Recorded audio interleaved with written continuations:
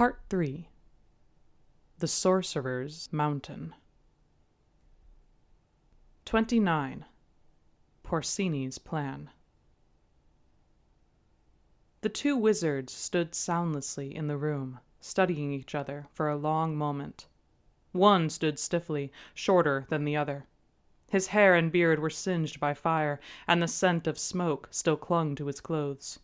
His dark eyes stared hard into the eyes of the other. The other man stood tall, wreathed in white garments. His face was clean-shaven, no hair on his head, his skin shockingly pale in contrast to his eyes. They were black, so dark the pupil seemed to blend into the iris. The mouth was thin and wore a mocking smile. "Is this what it has come to, Norrin?" he asked softly. "You stand, a prisoner in my fortress, and I speak first?" "Those who speak first are often not the wisest," Norrin told him. "But you have kept me in prison for nearly 2 days without a single word from you, so I assume you have brought me here for a reason." "Well said," Saphicon said calmly. He fingered the ring of light in his palm. Curious. I never expected you to have it still, after all these years. It really makes no difference. The ring has no further use to me, nor the knife, for that matter." He tossed the ring back to Norrin, who caught it. Norrin masked his confusion and growing concern at that statement, and slipped the ring back into his pocket. He looked up, meeting Saphicon's cold black eyes. "So what is your newest interest, then, Saphicon?" Saphicon smiled. "My interest lies in the jewel alone. The jewel was made from a substance, a power, if you will, that our world has never seen, not even in the ancient times. I did not create the jewel, you understand. It was already a force long before any of us, I think, have breathed. A thing of beauty, of power, of immortality." He paused. "Such a force cannot be contained. A doorway cannot be contained, can it?" The two wizards studied each other in silence. Norrin finally spoke, slowly. "A doorway?" Saphicon smiled again, but the smile could not hide the small light of fear in his eyes, a fear of the truth he spoke of. "Indeed, it is not what any of us thought it to be. You have known this for some time, I think. I can see it in your eyes. Known of what lies beyond the jewel." That was when the first sounds of battle reached them. By the time Porcini and Hagar had made their way through the tunnels between the cell walls, Porcini could hear the faint sounds of commotion from above. "What's going on?" he wondered out loud.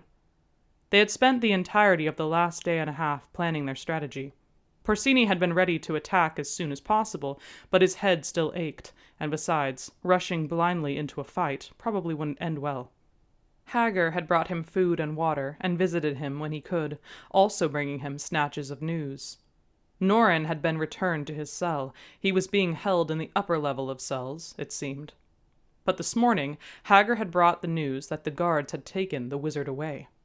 At this message, Porcini knew they had to act now. Hagar looked up, hearing the sounds of many feet running and a distant crash. "I'm not sure. They might be doing another drill. They do those often. Or maybe some sort of raid." Porcini nodded, trying not to get his hopes up.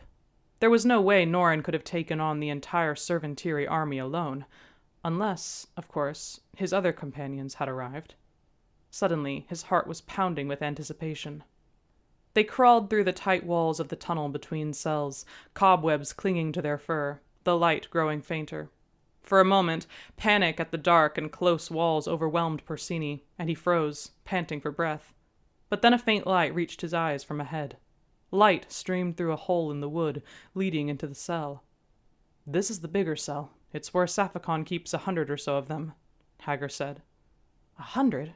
Porcini whispered back, hearing the muffled sounds of many voices out in that room. "How many?" Hagar and Porcini crawled through the hole into the room, and Porcini stared in shock. A crowd of people stood in the room. There were a few cots lining the walls, and mats on the floor, but clearly not enough bedding for everyone. The others lay stretched out on the floor, sleeping on scattered straw. There was an alcove in the far corner, blocked by a tattered curtain that served as a privy. The whole room reeked of unwashed bodies and human waste. No one seemed to notice as Hager and Porcini entered. "We're the only ones able to fit through the tunnel," Hager explained. Porcini was overwhelmed for a moment by the sight. Where did they all come from? "This is the resistance," Hager said.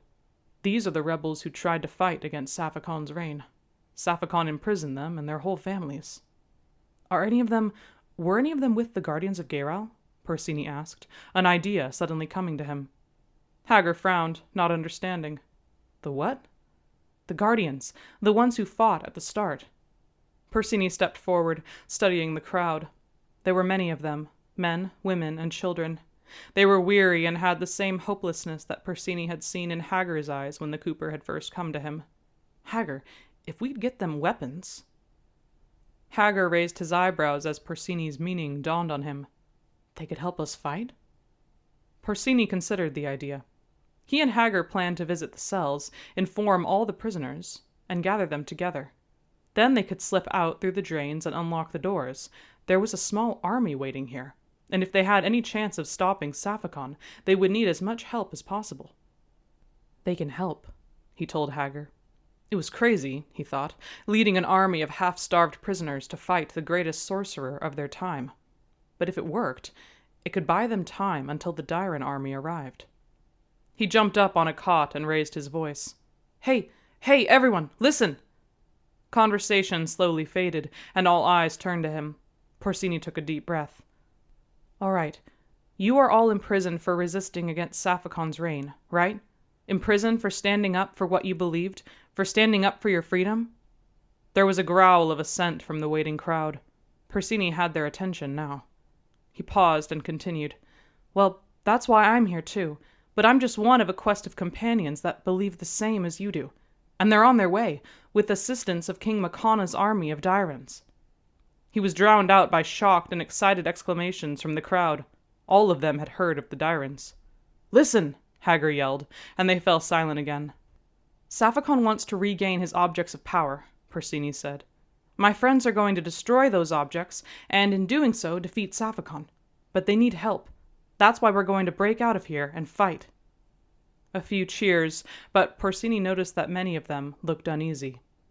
"Do you have any idea how many have died trying to do that?" an older man asked warily. "Even the Guardians of Gairal were no match for Saphicon," a woman protested.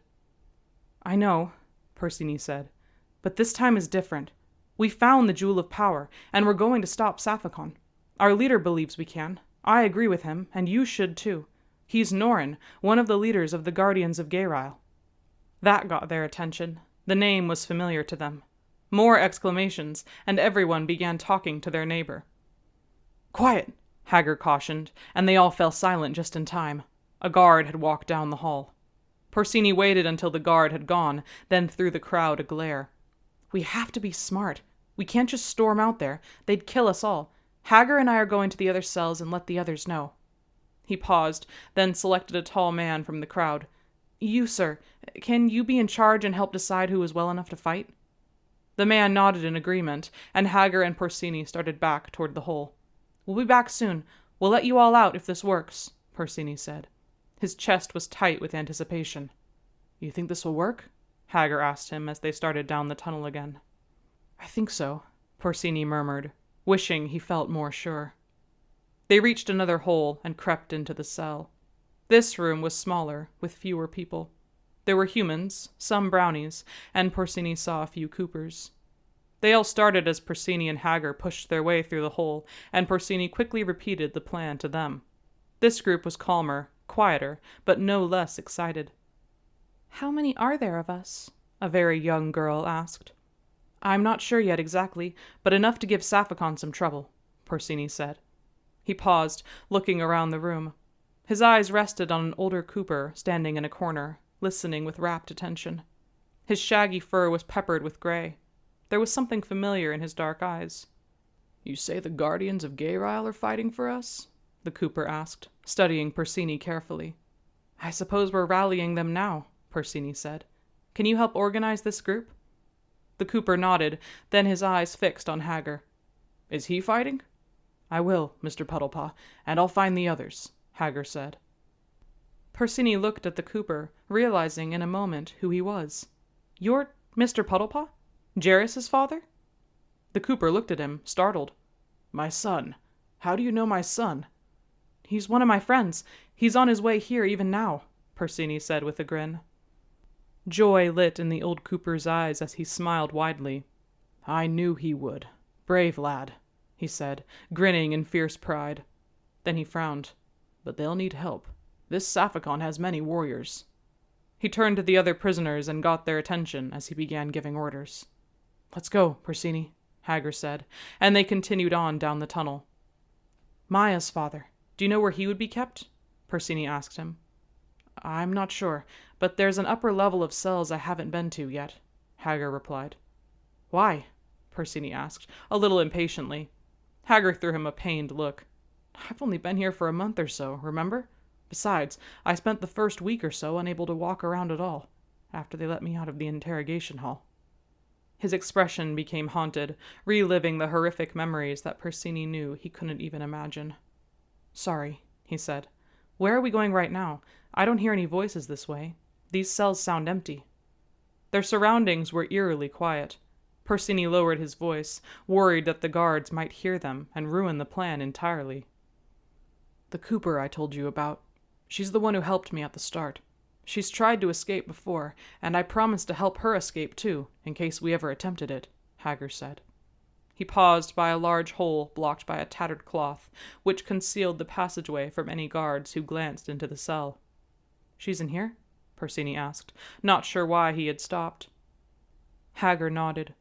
I don't know much about her, only that she's been here for a long time. She never even told me her surname. Silently, they slipped into the cell. A female cooper sat on a cot by the door, listening to the sounds outside. Her fur was sprinkled with gray of age, but not enough of it to conceal the beautiful auburn of her pelt. She turned towards them and smiled as she saw Hager, her blue eyes twinkling. Blue eyes that looked uncannily like Jarris's. Persigny stared at her, hardly daring to believe it. Jarris had never said much about his mother. He had told Persigny that she had disappeared years ago, that she had been kind and loving and brave, and Persigny suddenly connected the pieces as he looked at the female cooper, who looked at him in curiosity. Who are you? He blurted before thinking. Hager looked at Persigny, startled by his intensity. Her name is Ada, Persigny, and she saved my life when I was brought here. She tended my wounds, and— Ada what? Persigny prompted. Hager looked baffled. He had no idea. The other cooper was still studying Persigny in silence, and finally spoke softly, her voice slightly rasping from disuse. My name is Ada Puddlepaw, and from the look in your eyes, child, there is more to your coming here than a simple meeting. 30. Morel's Spell. Jarris's head ached. His eyes flickered open weakly, and the darkness faded gradually. He could hear shouts, cries, clashing of steel on steel. The battle was happening beyond. He appeared to be in the courtyard, huddled behind some sort of berm. Am I dead? He muttered to no one in particular. A familiar voice answered. No, you're not dead. Pretty banged up, though. Jarris looked up. Morell crouched beside him. She carried a stolen rifle and peered over the edge of the berm of piled rubble. Maya was beside her, looking at Jarris in relief. You're okay. I wasn't sure. Morell and I dragged you out of the fight. Some servantiri knocked you down pretty hard. You've been out for maybe 10 minutes. I'm all right, Jarris said groggily. Where's everyone else? I don't know. Lamar and Neely headed towards the palace, I think, Morell said. I lost sight of Rigel. I think he headed up the mountain. And Norin's here, Maya said, smiling widely. What? Jarris said in shock, sitting up. Norin's here, Morell said. I don't know how, but he's here. The Dyrans attacked the west tower first, and there was a flash of sparks. Then we saw Norin going up the mountain.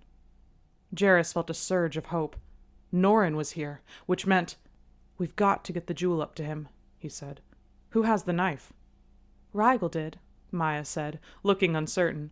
"I think he made it up the mountain with it, towards Norn, but about 100 Servantiri went after him." "What about the ring?" "I don't know. Hopefully Norn has it," Morell said, but she looked uncertain. Jarrus looked between the two of them, thinking.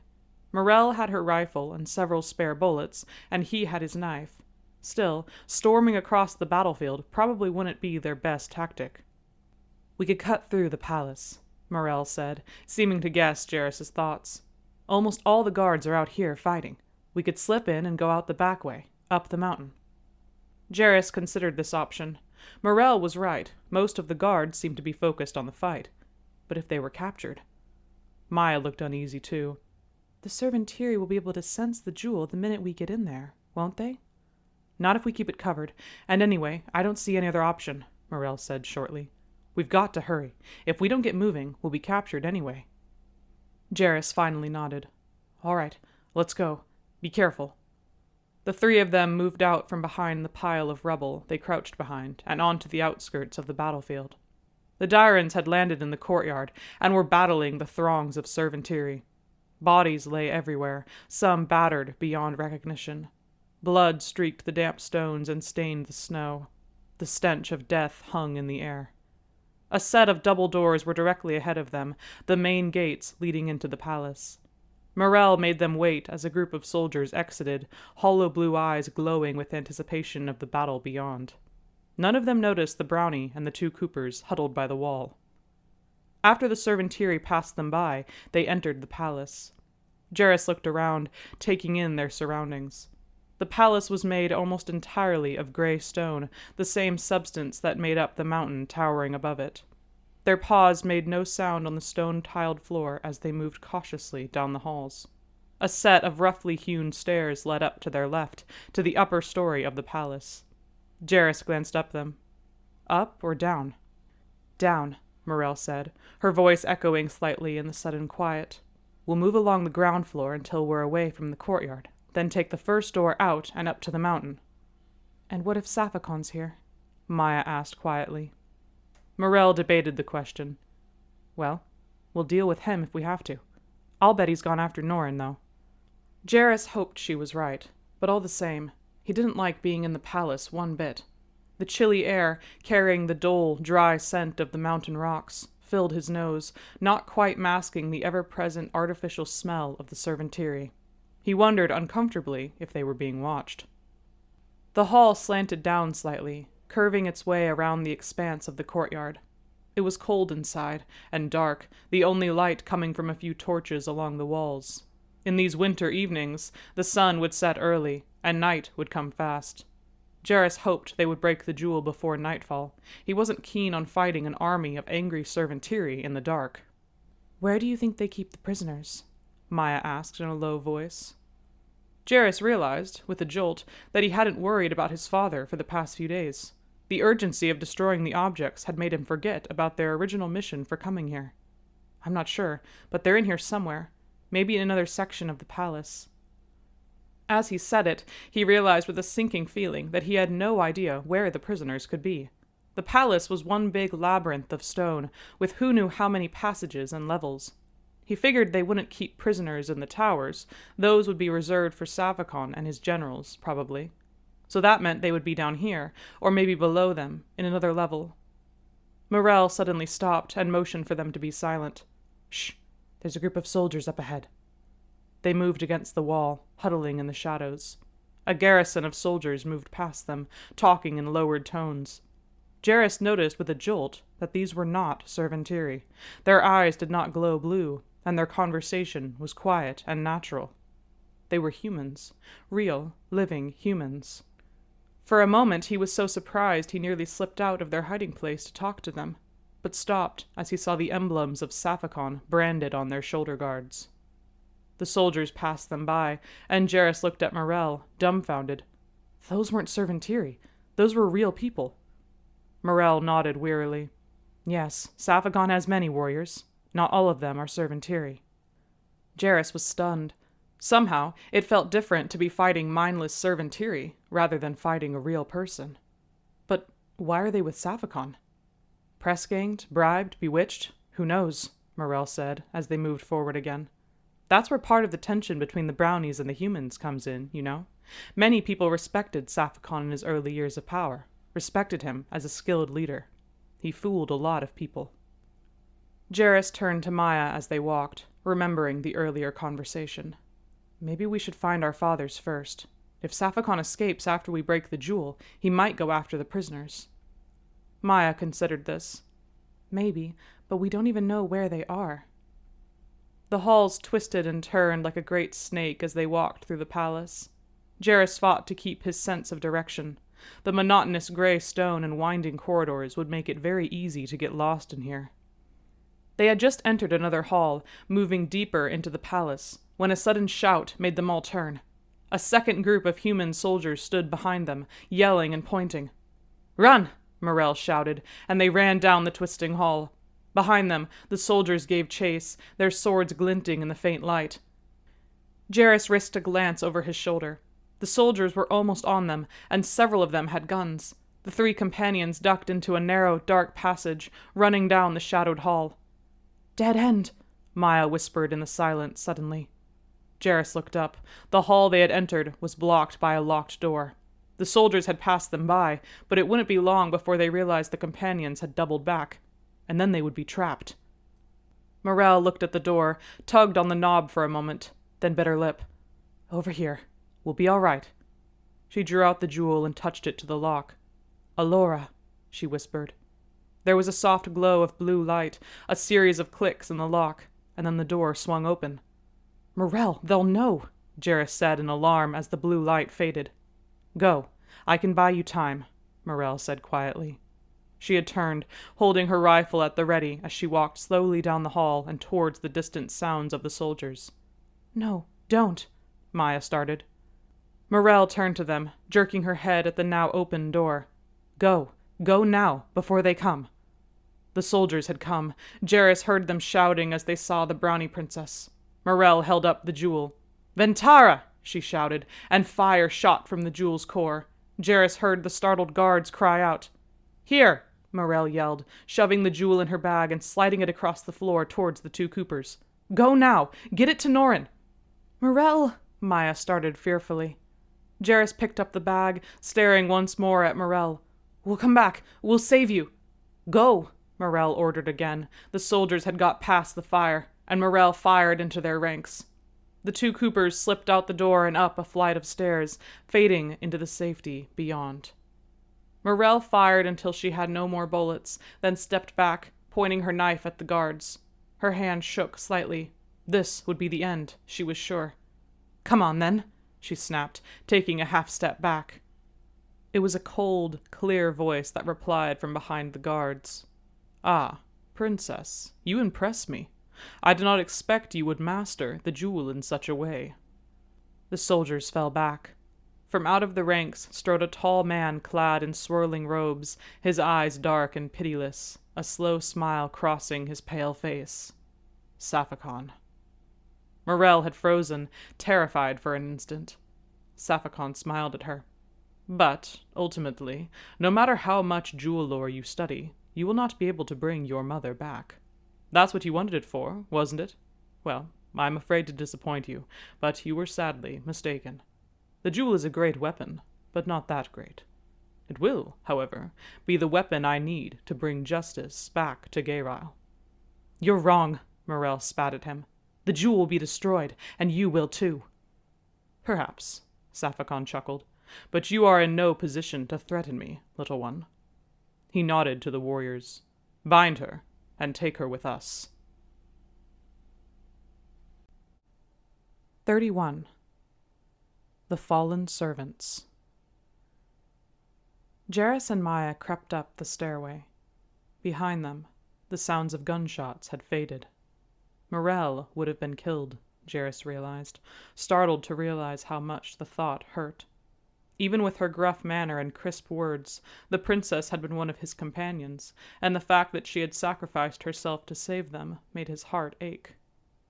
"I don't think they killed her," Maya said softly beside him. Jarrus looked at her. "You don't?" "No.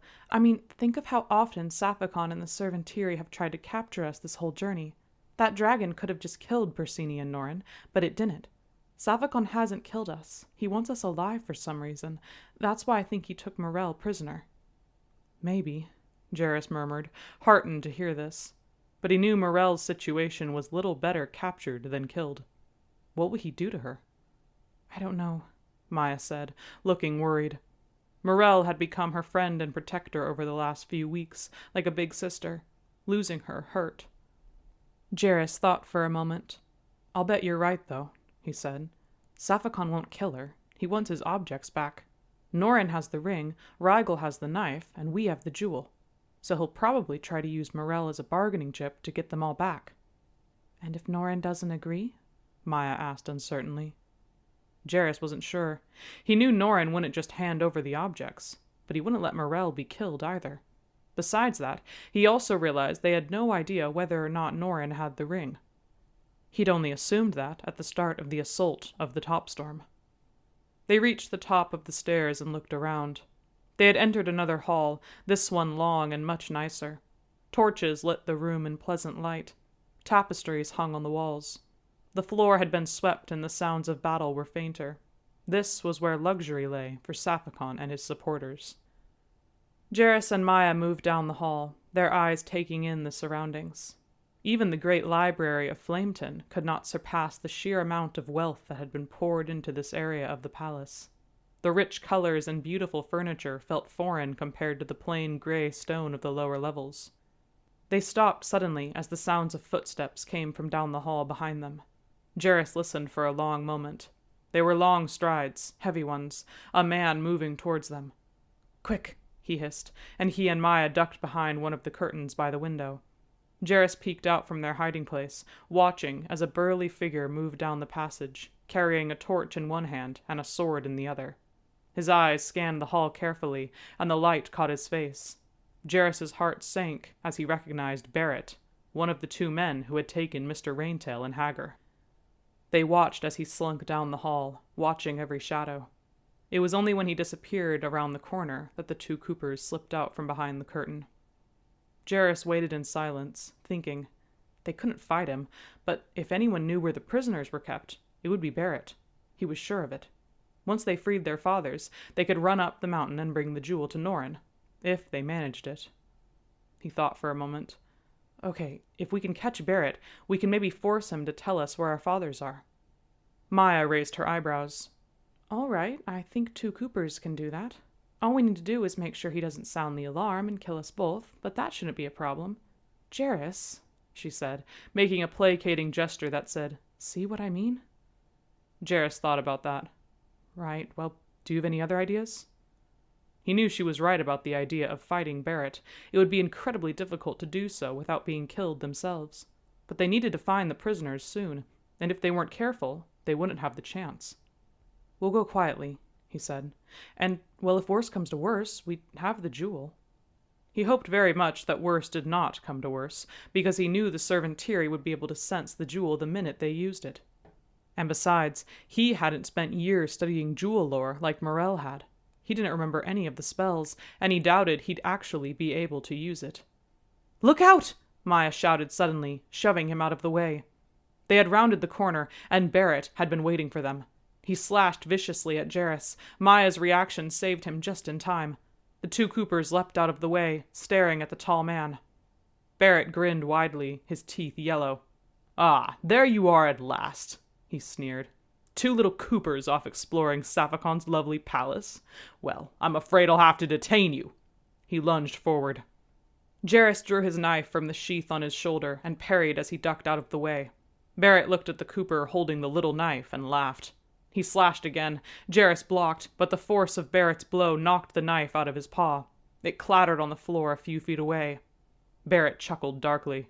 "Don't worry, little one. It won't hurt one bit. Not really." He raised the sword again. Jarrus shrank against the wall, trapped. Then Barrett gave a screech of pain. Maya had come from behind, sinking a mouthful of needle-sharp teeth into his calf. Barrett rounded on her with a bellow of rage. Maya recovered Jarrus's knife and slashed Barrett's leg as she leapt clear of his sword blow. "Where is my father?" Maya demanded. Her voice trembled slightly with fear, but there was a fire in her eyes. Barrett straightened and smirked. "So that's it, is it? You've come all this way to free your father?" "Where is he?" Maya demanded again, moving forward. Barrett laughed, Maya's reaction answering his question. "Ha, I see you did. Well, your father is in a safe place. A better place, really." Maya's face went white with fear. "No, he's not—" Barrett slashed at her. Maya, caught off guard, stumbled out of the way, but Barrett lifted her with his other hand, gripping her throat. Maya gave a cry and squirmed desperately as Barrett's grip tightened. "No!" Jarrus shouted, leaping forward. He didn't have his knife, he didn't have anything to fight with, but a rage had filled him, and he leapt onto Barrett's back, his claws raking the man's skin. Barrett gave a shout of surprise and pain, dropped Maya, and clutched blindly for Jarrus, who held on, fighting like an angry cat. Barrett stumbled, then reeled backwards, crushing Jarrus between his body and the wall.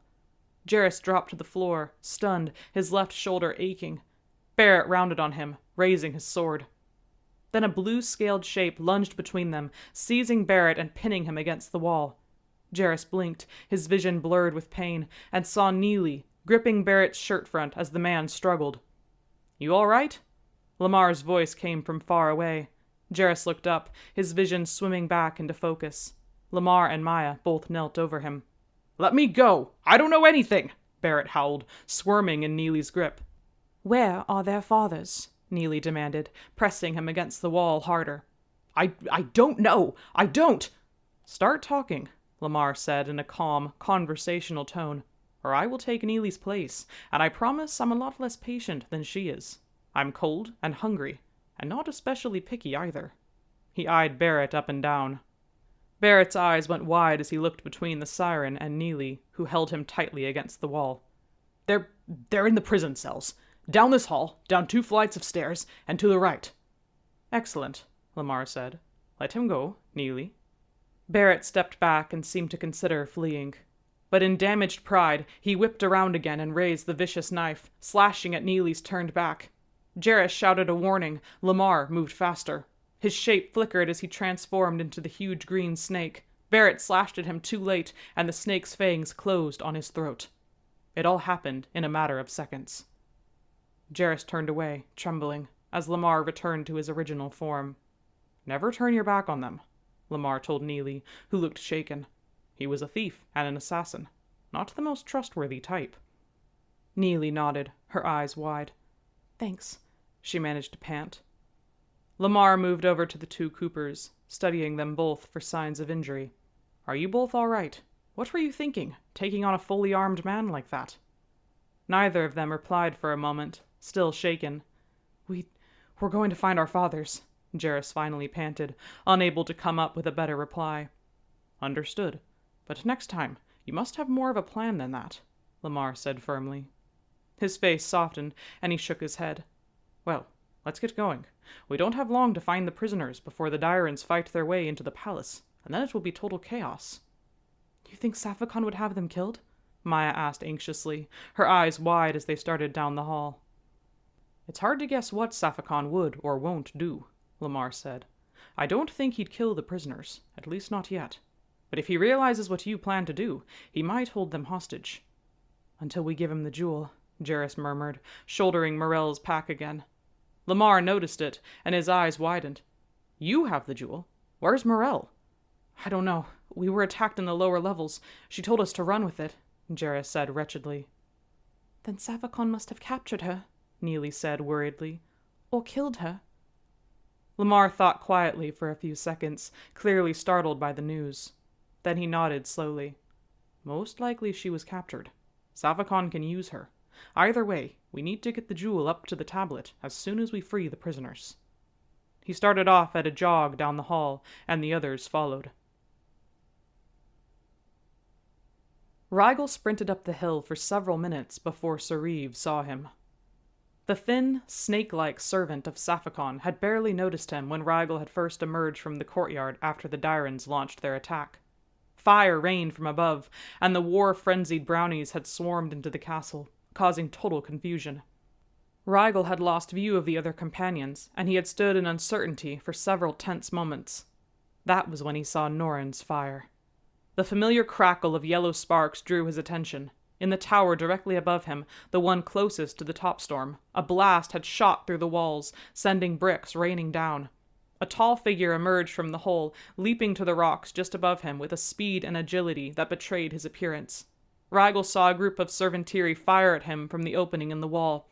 The cloaked figure spun his staff in a wide circle, blocking the shots mid-air almost casually, then fired a second blast that sent the Servantiri reeling back.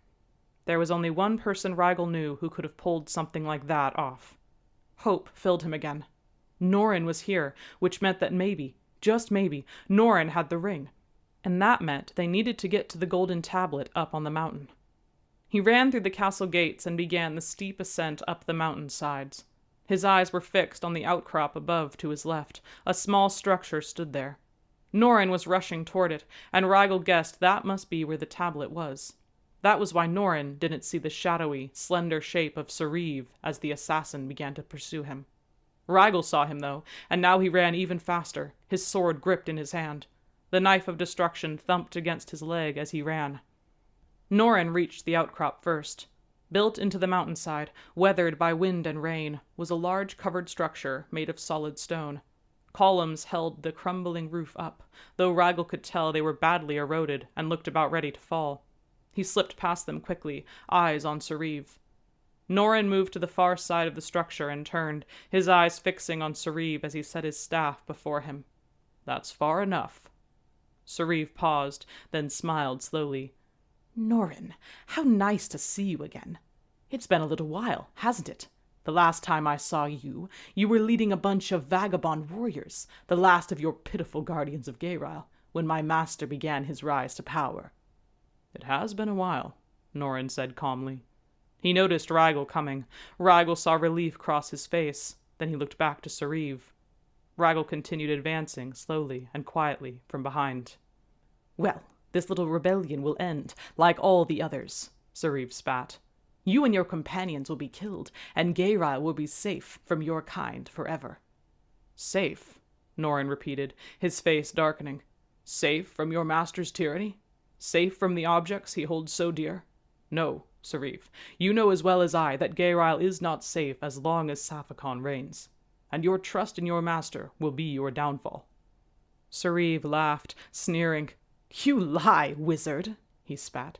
"I do not see the jewel before you on the golden tablet now, do I?" Rigel noticed the tablet for the first time, directly behind Norrin. It looked like an anvil, the top of it made of gold. The rest of it was made of heavy steel, and it glinted slightly in the fading sunlight. "The jewel is here," Norrin said. "By morning, it will be destroyed along with Safakon's power and empire." Sariv hesitated, and Rigel lunged forward, hoping to capture him then and there. But as he moved, his sword caught on a loose stone, generating a dull clang. Sariv whipped around, his eyes narrowing. Rigel cursed his own clumsiness, but forgot about it in another instant as he attacked. In the years following his adventures during Cato's War, Rigel had trained for hours on end with his sword. Now the motions felt comfortable and fluid as he parried Sariv's blow, then slashed in again. He saw Norrin turn back to the tablet, setting the ring upon it. There was an odd cracking hiss, and a film of golden light shimmered over the surface as the reversing of the spell began.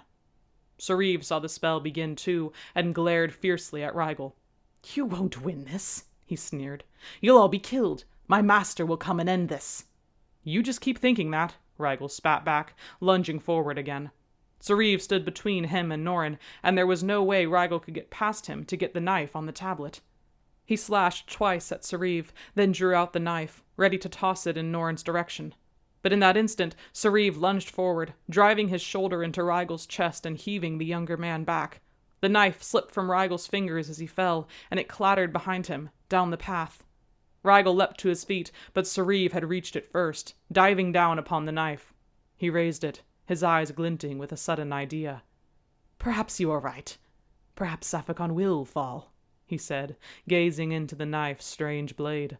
"But why should there not be a new empire?"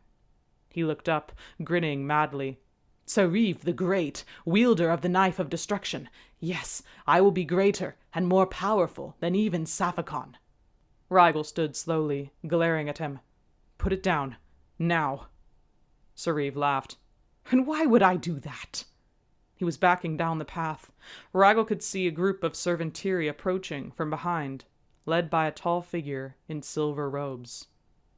"Greater than I, Serif?" the leader asked softly, his voice low and with a touch of dark humor. Serif whipped around. His face went white, but Ragel's eyes fixed on the tall man moving towards them. His eyes were so dark they seemed almost black, standing out strikingly on his pale face, an unpleasant smile touching the corners of his thin mouth. "Norin," Ragel started, a touch of fear chilling his heart as he stared at the sorcerer before him. Safakon stared at Serif, who was shaking. "Master, no, forgive me." "Give it to me," Safakon said shortly, holding out a hand. Serif, trembling, held out the knife. "Master, please." "Is this not mine?" Serif relaxed. "Yes, master, it is yours. It was always yours." Safakon smiled coldly. "So it is." He plunged the blade into Serif's chest before the man could move, speaking the killing curse of the knife in the same moment. "Devrando!" Ragel jumped back as Serif's body jerked, then went limp, the life extinguished. Safakon flung the body down the mountain. There was a dull crash from below as it landed amid the rocks. The sorcerer turned slowly to face them. His black eyes glinted as he held the knife. "Well, companions of the jewel," he said in disdain, "I have come to bargain." He nodded to the guards, who stepped forward. Between them, bound and gagged, struggling furiously, was Morel.